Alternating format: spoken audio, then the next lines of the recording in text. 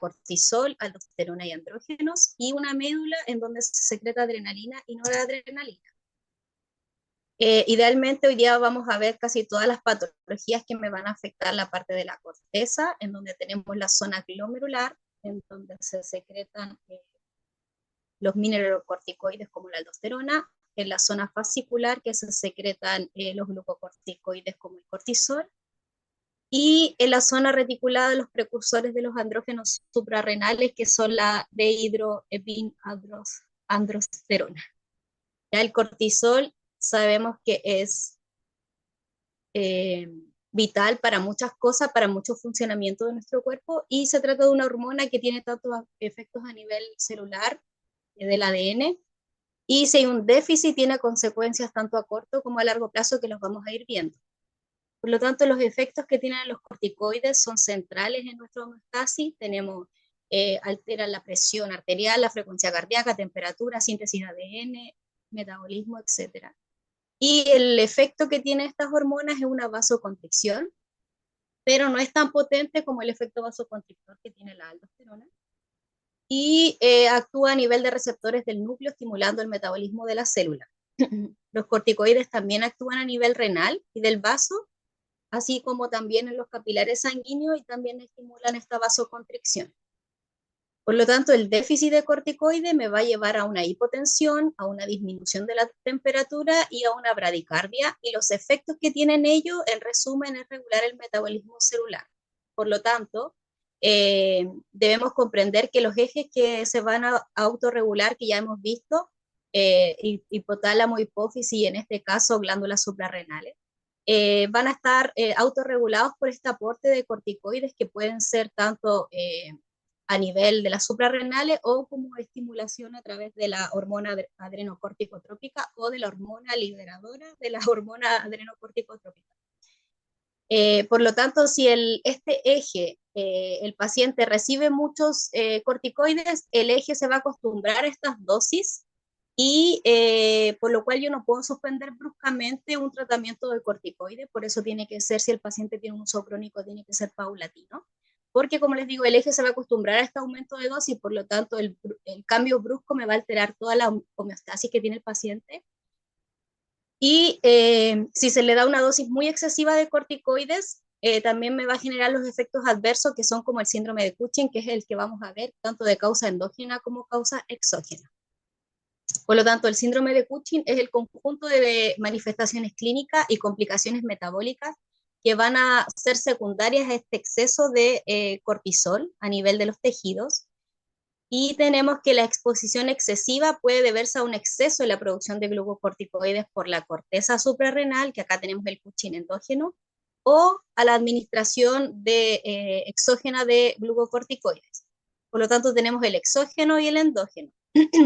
El exógeno es todo paciente que usa corticoterapia, ya sea oral, endovenosa o inhalada, como la prednisona, hidrocortisona, etc.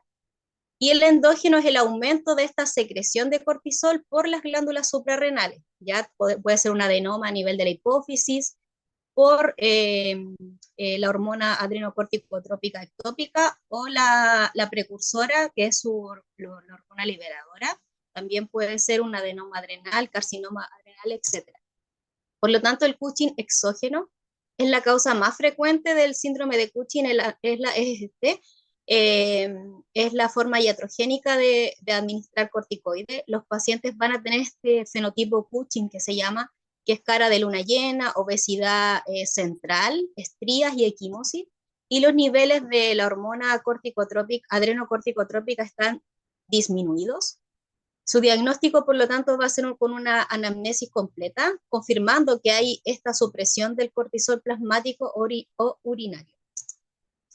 El endógeno voy a tener tres distintos tipos patogénicos. El primero tenemos el hipofisiario o enfermedad de Cushing, el síndrome de Cushing suprarrenal y síndrome de Cushing ectópico. Por lo tanto, tienen que saber la diferencia, que el síndrome de Cushing es mucho más amplio que la enfermedad de Cushing, porque la enfermedad de Cushing, si bien es lo mayoritario, es una parte del síndrome de Cushing, uno de los tres componentes del síndrome de Cushing. Por lo tanto, la enfermedad de Cushing es causado por un tumor a nivel de la hipófisis y generalmente un microadenoma que produce una cantidad excesiva de hormona adrenocorticotrópica. Y los tumores son demostrables alrededor del 70% de los pacientes. ¿A qué se refiere eso? A que son vistos en imágenes de laboratorio. La síndrome de Cushing suprarrenal es causado por un tumor a nivel de la suprarrenal, que puede ser mayoritariamente un adenoma, pero también puede ser por una hiperplasia nodular suprarrenal y se asocia con niveles de hormona adrenocorticotrópica suprimidos. En la infancia, el origen suprarrenal es la causa más frecuente del síndrome de Cushing, un 65% de los casos, y dentro de los carcinomas suprarrenales constituyen la etiología más frecuente. Y el síndrome de Cushing ectópico, que esto tiene que ver con que hay una producción autónoma de ACTH y CRH a partir de enfermedades tumorales extrahipofisiarias con niveles elevados de ACTH. Lo más frecuente es encontrarlo en un carcinoma bronquial de células pequeñas, también en otros tumores carcinoides bien diferenciados de pulmón y también de otros lugares como tumores del timo, en el páncreas, carcinomas de pulmón de células no pequeñas o carcinomas medulares de la tiroides.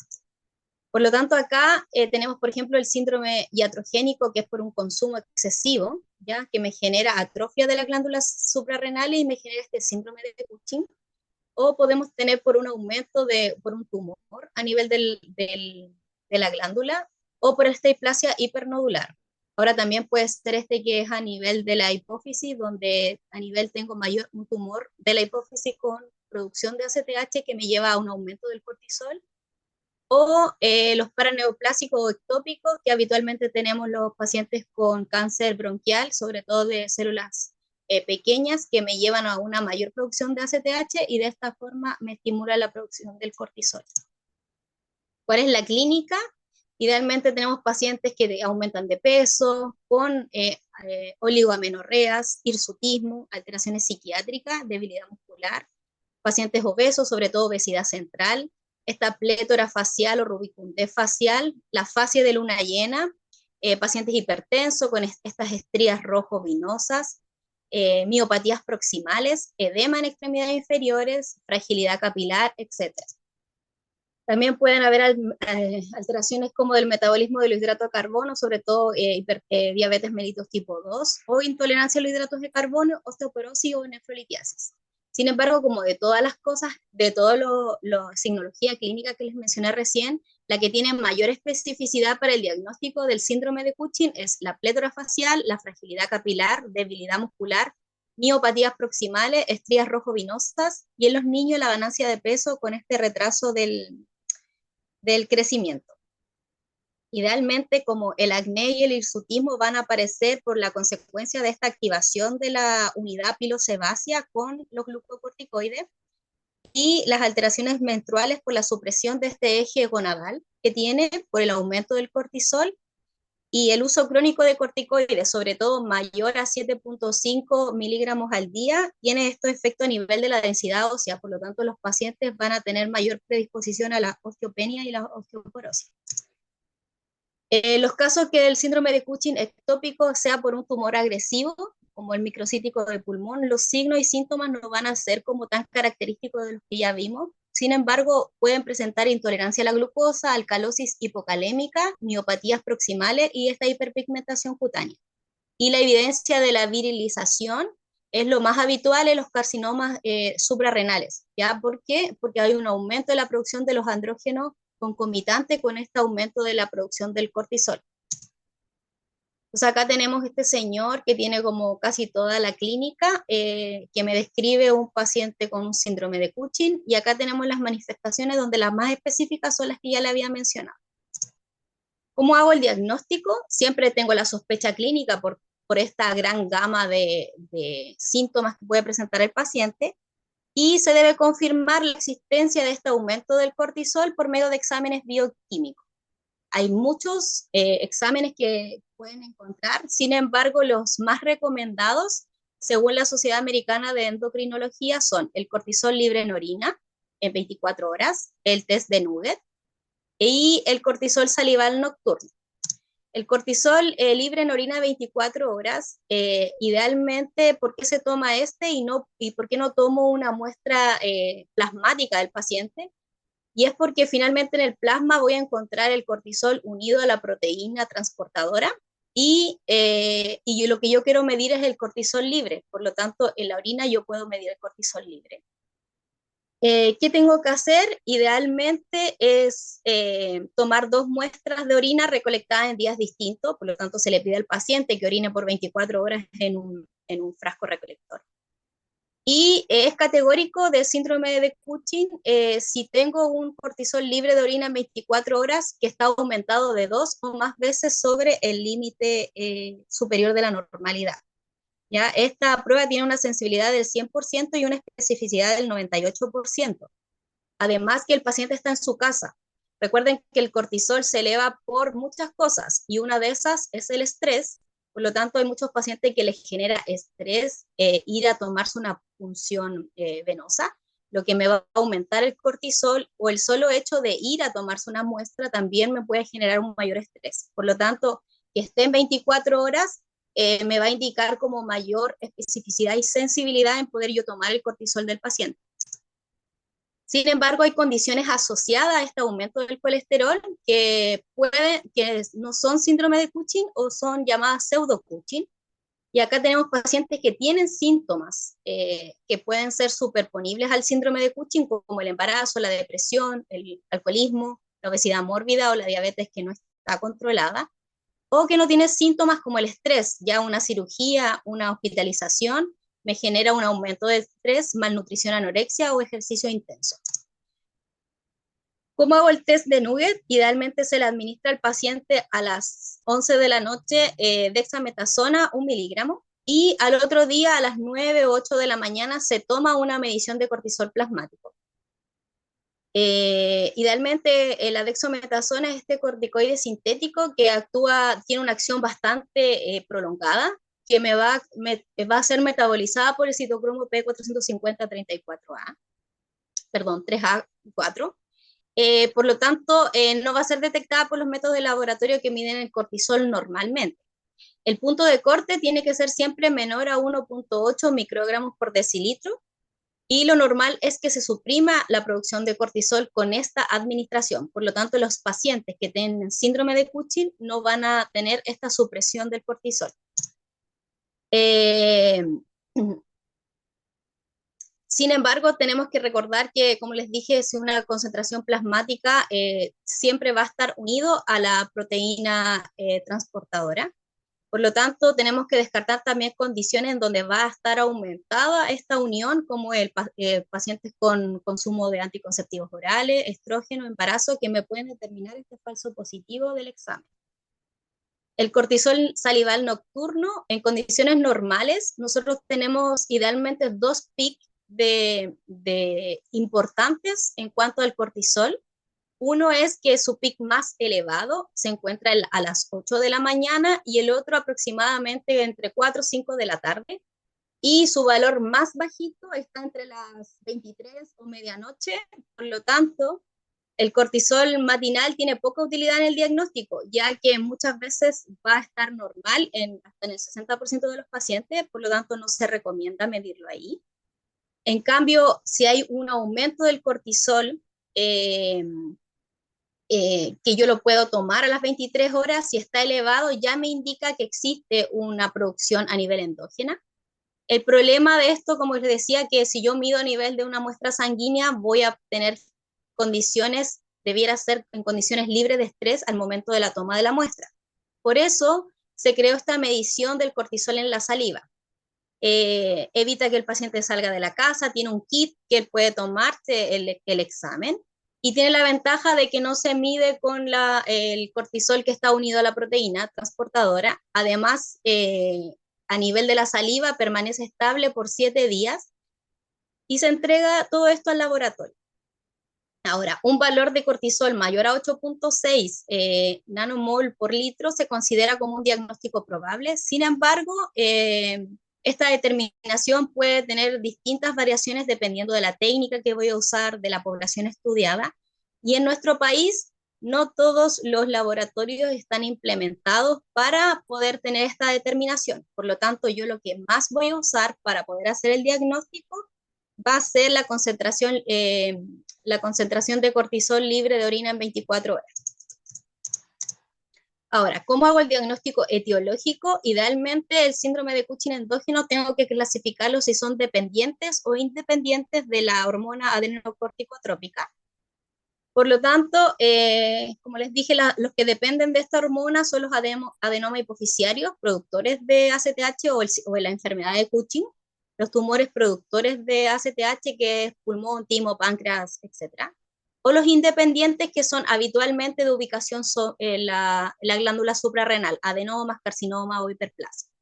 La determinación, por lo tanto, de la ACTH plasmática en una muestra de la mañana nos puede orientar si son dependientes o independientes. Si es independiente o es a nivel de las suprarrenales, voy a tener valores normales o bajitos o suprimidos, y en cambio si son de ACTH dependientes van a estar aumentados o van a estar normales, pero eso no me va a llevar a que su valor del aumento del colesterol no se condiga, por lo tanto también me va a hacer sospechar que puede ser ACTH dependiente.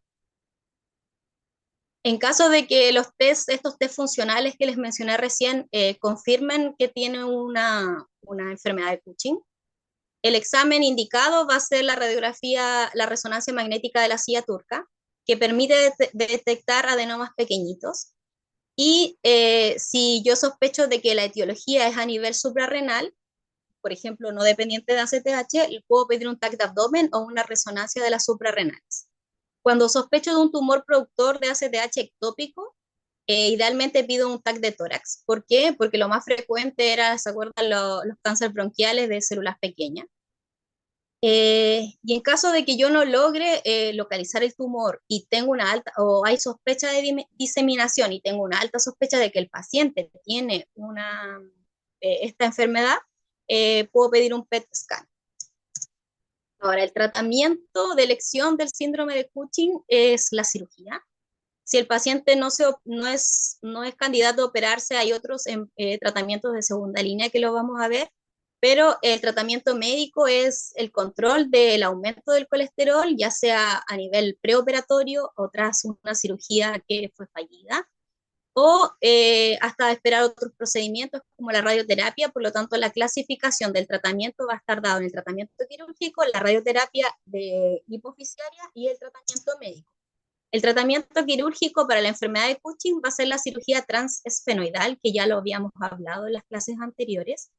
Y si tengo un síndrome de Cushing dependiente de ACTH, cuando no se puede realizar la cirugía específica o ha fallado o hay efectos secundarios de los fármacos que controlan este aumento del colesterol, puedo usar una suprarrenalectomía bilateral.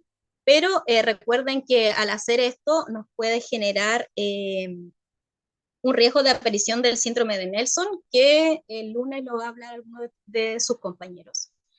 Y la resección suprarrenal afectada es el procedimiento de elección cuando es un síndrome de Cushing independiente de la ACTH. Ahora, si tengo un tumor ectópico secretor de esta ACTH, la cirugía sigue siendo también el tratamiento de elección, y si hay una enfermedad con metástasis significativa y que no puedo localizar el origen del tumor tras 6 meses de intentar encontrarlo, el tratamiento médico o la suprarrenalectomía bilateral debiera ser el tratamiento para este tipo de situación.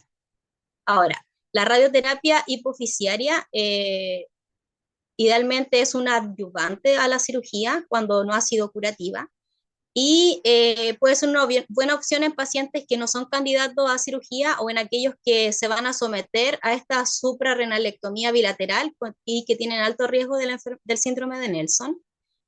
Pueden emplearse la radioterapia convencional, radiocirugía o radioterapia fraccionada, pero el efecto secundario más frecuente es el hipopituitaritis.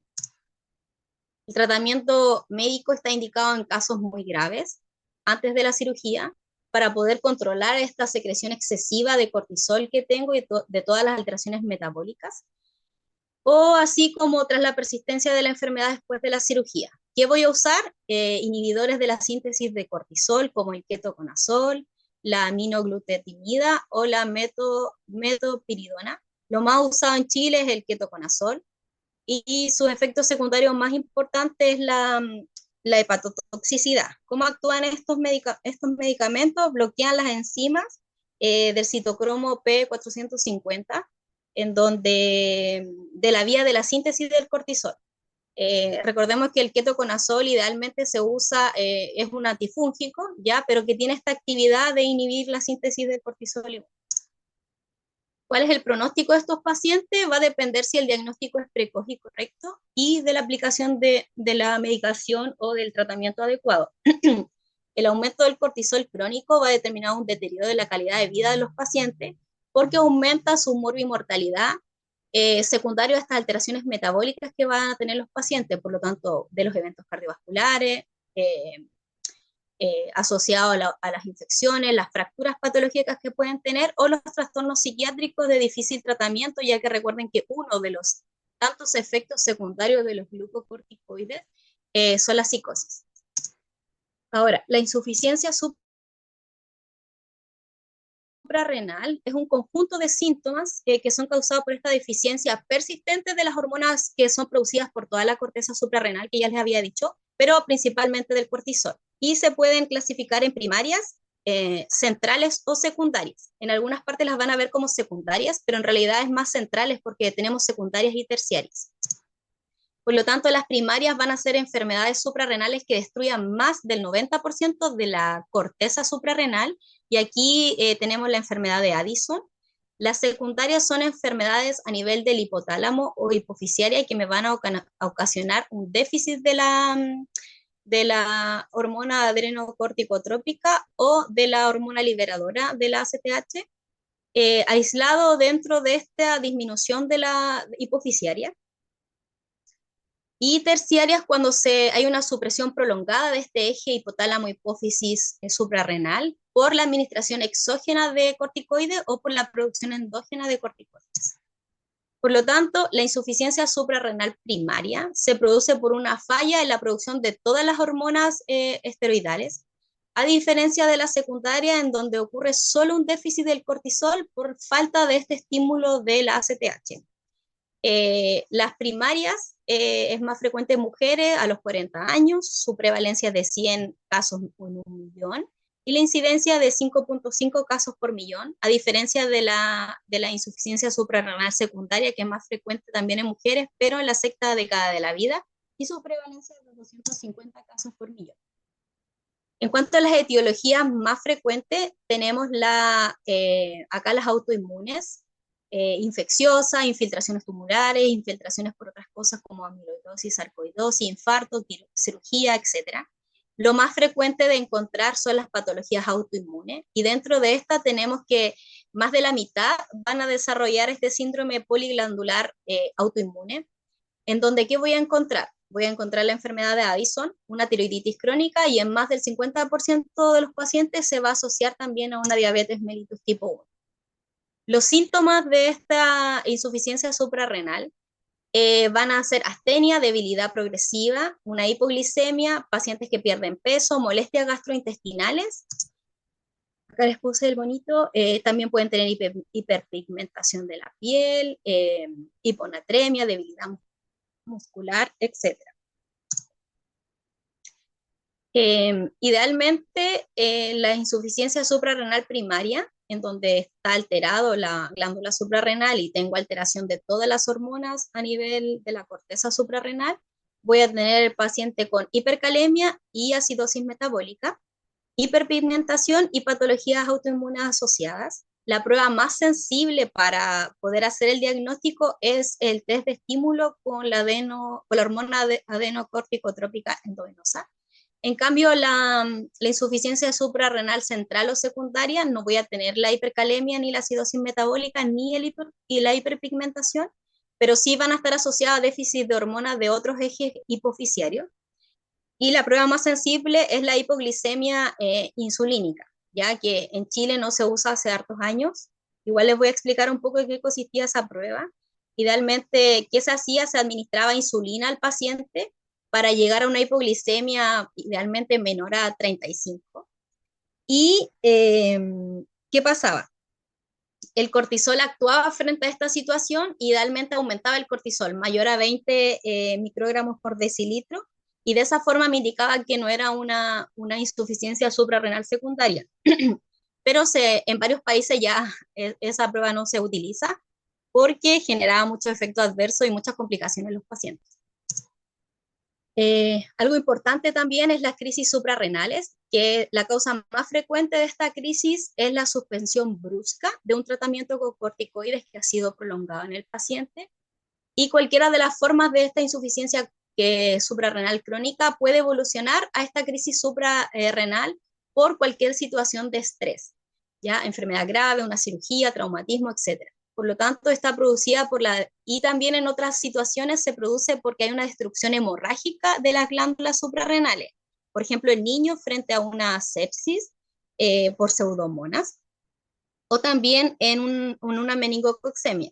Y en los adultos idealmente puede generar esta destrucción hemorrágica por uso de anticoagulantes.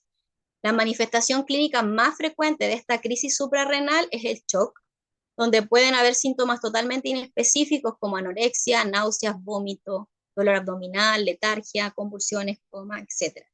Vamos a ver después el tratamiento de esto.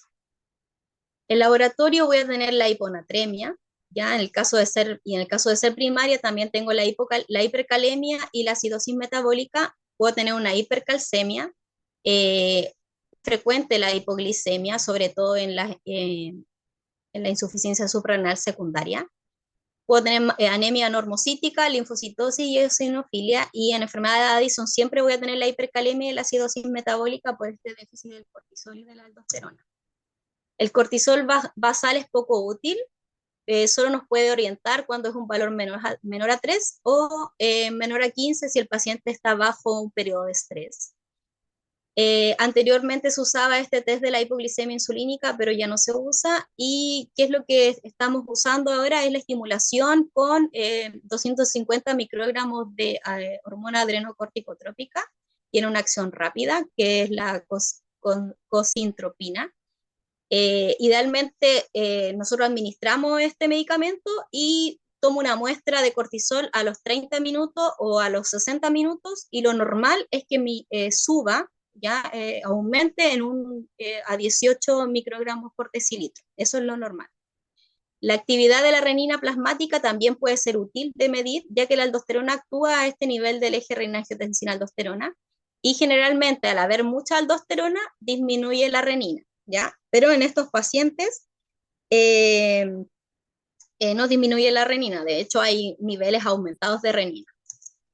El tratamiento va a consistir en poder administrar cortisol, y tengo que evaluar si lo hago por vía oral o por vía endovenosa. Idealmente el paciente, si está con esta crisis suprarrenal, tiene que ser endovenosa, y administro hidrocortisona, 500 miligramos de carga, más 100 miligramos cada 8 horas, debido al riesgo de vómito.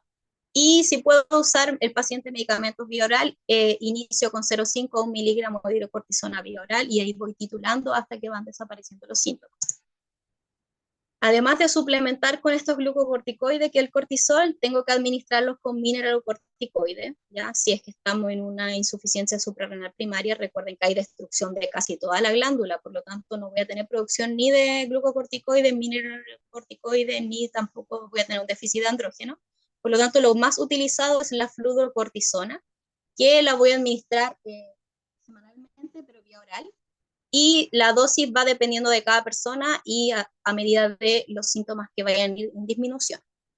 Ahora, el paciente, si también tiene déficit de andrógeno, que causa impotencia en hombres y disminución de libido en las mujeres, también podemos suplementarlo, pero si el paciente no tiene vida sexualmente activa o no quiere suplementarse, no se suplementa. La suplementación con andrógeno, recuerden que tiene bastantes efectos adversos, ya como alteraciones cardiovasculares, que es aumento del riesgo de trombosis, de accidente cerebrovascular, de infarto, y además de la desmineralización ósea. Y en hombres está asociado a aumento del cáncer. Ahora, el hiperaldosteronismo, recordemos que la aldosterona es un mineralocorticoide más potente que se produce por estas glándulas suprarrenales. estimula la retención de sodio y la pérdida de potasio, y a nivel renal me va a llevar a promover la transferencia de sodio desde la luz del túbulo distal hacia las células tubulares, y hace el cambio de potasio-hidrógeno. Y recordemos que esta secreción de aldosterona va a estar regulada por el eje renina-angiotensina-aldosterona, y en menor medida va a estar estimulado por esta producción de hormona adrenocorticotrópica. Por lo tanto, el aumento de la producción de aldosterona se puede clasificar en primarios y secundarios. El hiperaldosteronismo primario, acá tengo un exceso en la secreción autónoma de la aldosterona por parte de la glándula suprarrenal. Puede ser un adenoma de la suprarrenal productor de aldosterona, que es el síndrome de Cohn, hiperaldosteronismo idiopático, porque hay una hiperplasia micro o macronodular de una o de las dos suprarrenales, o un carcinoma suprarrenal productor de aldosterona. Y en el secundario es el estímulo para la secreción de la aldosterona es extra suprarrenal, y donde tengo un aumento de la renina. La clínica, la hipertensión es el hallazgo más frecuente o predominante de esta patología, y está dado porque hay una reabsorción aumentada del sodio y a nivel tubular, y por el aumento de la expansión del volumen. También tengo esta excreción renal aumentada de potasio, y si la hipocalemia es significativa, van a aparecer todos los síntomas de hipocalemia, que es debilidad muscular, fatiga, calambre, y en casos más graves la parálisis muscular. La depresión de este potasio idealmente me va a llevar a este efecto de concentración renal que me puede causar la poliuria y la polipipsia. La hipocalemia mantenida me va a llevar a todos estos cambios electrocardiográficos: la onda U prominente, prolongación del segmento QT, las arritmias cardíacas, no tiene edemas, y la prevalencia de la afectación en órganos diana, como una retinopatía hipertensiva, cardiomiopatía hipertensiva, nefropatía hipertensiva, es mucho mayor en esta patología que en pacientes que tienen hipertensión arterial esencial. ¿A qué me refiero? Que pueden llegar a eso en menor tiempo que con un paciente que tiene hipertensión arterial. ¿Cómo hago el diagnóstico? Idealmente, antes de yo de poder hacer como la determinación hormonal para medir los niveles de la aldosterona y de la actividad de la renina plasmática, tengo que recordar que se pueden alterar por distintas situaciones. Por lo tanto, si el paciente está con una hipocalemia, tengo que reponer el potasio y pedir al paciente que lleve una dieta, que no haga dietas hiposódicas, porque esto me puede llevar a un falso negativo. Y tengo que suspender todos aquellos fármacos que me van a llevar también a falsos positivos, me invalidan el estudio por lo menos por un mes. ¿Cuáles son? La espironolactona, los IECA, los ARA2, los inhibidores de la renina, los diuréticos erradores de potasio.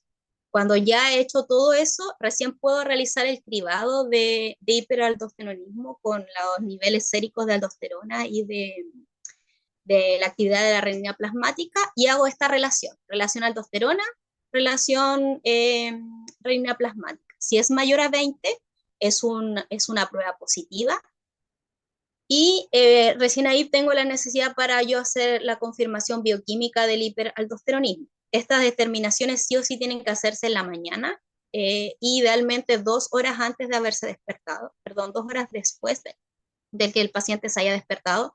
¿Por qué? Porque la aldosterona, nosotros al despertarnos, tiene un pic también de aumento, por lo tanto tiene que ser 2 horas después. Y si la aldosterona está elevada en presencia de esta hipocalemia, no es preciso hacer test de confirmación, porque ya el solo hecho de decirlo ya me genera el diagnóstico. ¿Cuáles son los test de confirmación? La sobrecarga salina endovenosa o vía oral, la supresión con fluocortisona y el test de captopril. Okay. ¿Qué se hace en la sobrecarga salina? Idealmente yo administro 2 litros de suero fisiológico al paciente por 4 horas, por lo tanto le paso 500 ml por hora al paciente, y mido la cortisona, o sea, mido la aldosterona. Si la aldosterona está menor a 5 miligramos por decilitro, es normal. Y cuando es vía oral, sobre todo cuando pacientes tienen alto riesgo de que pueda generar la sobrecarga de volumen por estos 2 litros que le voy a pasar, le puedo hacer la prueba de sobrecarga salina vía oral, que administro 5 gramos al día de sal al paciente, de sodio por 3 días. Y al tercer día yo voy a medir la excreción urinaria en 24 horas de la aldosterona. Y si está aumentada, me va a confirmar el diagnóstico. Puedo suprimirla con la hidrofluorocortisona, por lo tanto no voy a tener, a nivel plasmático no voy a tener producción, o le puedo dar al paciente el test de captopril, que la inhibición de la enzima convertidora de la angiotensina en personas sanas me va idealmente a disminuir la aldosterona, pero en los pacientes con este hiperaldosteronismo, sobre todo primario, no va a disminuir. Y idealmente este es como el test que se usaba como desde un principio, ¿ya? Ahora, yo ya hice la confirmación de que el paciente tiene un hiperaldosteronismo, ahora tengo que yo ver, evaluar en qué lugar está o qué lo está produciendo, por lo tanto voy a pedir un TAC de abdomen y puedo descartar si hay carcinoma suprarrenal, o adenomas unilaterales secretores de aldosterona como el síndrome de Cohn, o pueden ser muy pequeñitos, menor a 2 centímetros, y que no los puedo visualizar en un ATAC, y acá, o también es muy frecuente la presencia de los adenomas no funcionantes en la suprarrenal en los mayores de 40 años. También puedo hacer este cateterismo de las venas suprarrenales, que es como el test gold estándar que es para hacer el diagnóstico etiológico. Pero es muy invasivo. Idealmente se reserva para lesiones que son menores a 1 centímetro o que en el TAC no hubo hallazgo. Para pacientes mayores de 40 años, en lo que la prevalencia de estos adenomas suprarrenales no funcionantes es muy elevada. ¿Y qué se hace? Por vía inguinal se accede a cada una de las venas que está a nivel suprarrenal y puedo tomar muestras de esta sangre y de esta forma puedo hacer el diagnóstico etiológico. ¿Cuál es el tratamiento? Si es primario por adenoma, se trata por extirpación quirúrgica, ya del mismo por vía laparoscópica. En los pacientes que la cirugía está contraindicada o que lo rechazan, idealmente restringo el sodio y administro espironolactona o esplerenona para controlar la hipocalemia y la hipertensión arterial. Y si tengo hiperplasia bilateral, el tratamiento de elección es el farmacológico. También puedo usar ahorradores de potasio como el triptereno o la amilorida. La cirugía solo va a estar indicada cuando la hipocalemia no se logra controlar con el tratamiento médico. Y los casos de este hiperaldosteronismo primario sensible a los glucocorticoides se pueden tratar con pequeñas dosis de corticoides o con diuréticos ahorradores del potasio. Y por último, el hiperandrogenismo puede ser de causa ovárica o suprarrenal. Lo más común del hiperandrogenismo es la de origen ovárico, ya en el contexto de una paciente que tiene un síndrome de ovario poliquístico. ¿Ya? ¿Qué tenemos en el síndrome de ovario poliquístico? Ustedes lo van a ver a mayor detalle después, pero idealmente hay un exceso de producción de andrógenos, cuya principal como manifestación clínica va a ser el hirsutismo y la oligoamenorrea, y alteraciones metabólicas como consecuencia de su frecuente asociación con la resistencia a la insulina. También este exceso de producción de andrógenos a nivel suprarrenal se pueden producir porque hay una hiperplasia, un adenoma o un carcinoma productor de andrógeno. No es lo más frecuente de encontrar, ya lo más frecuente es que este hiperandrogenismo sea de origen ovárico, pero como ahora estamos hablando de alteraciones suprarrenales, por eso lo saco a la luz. Y el exceso de estos andrógenos produce hirsutismo, que es la aparición del pelo terminal en la mujer, pero en zonas dependientes de andrógeno, y que sí o sí tenemos que diferenciarlo de la hipertricosis, que es el aumento de la cantidad de vello, pero en zonas normales de crecimiento de la mujer. Por lo tanto, se utiliza la escala de Ferriman-Valleway, que evalúa 9 zonas corporales y asigna puntaje del 0 al 4, según la gravedad o la extensión del pelo terminal que tenga, y se considera hirsutismo cuando la puntuación es mayor a 7 puntos. Otra de las manifestaciones son los trastornos menstruales, ya sea oligo o amenorrea, alteraciones de la fertilidad secundarias a esta anovulación crónica que tiene el paciente, acné y virilización, clitoromegalia, alopecia, voz grave. Y la presencia de virilización y oligoamenorrea se asocian a elevaciones más importantes de la secreción de andrógenos.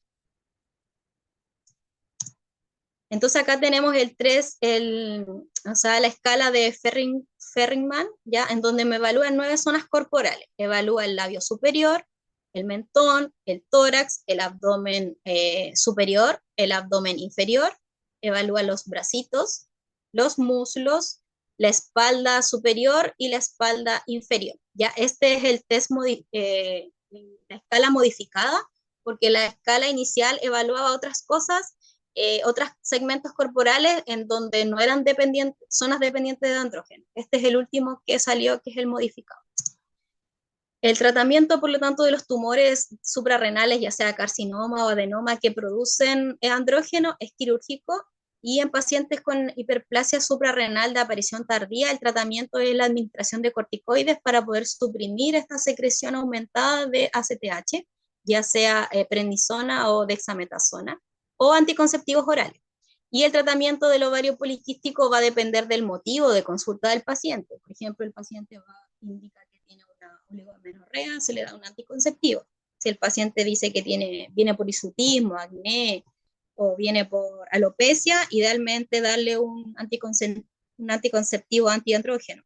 Ahora, si el paciente dice que viene por alteraciones en la fertilidad, nosotros tenemos que pedirle que baje de peso, evaluar si tiene resistencia a la insulina, dejar metformina, acetato de clomifeno, o dar estimulantes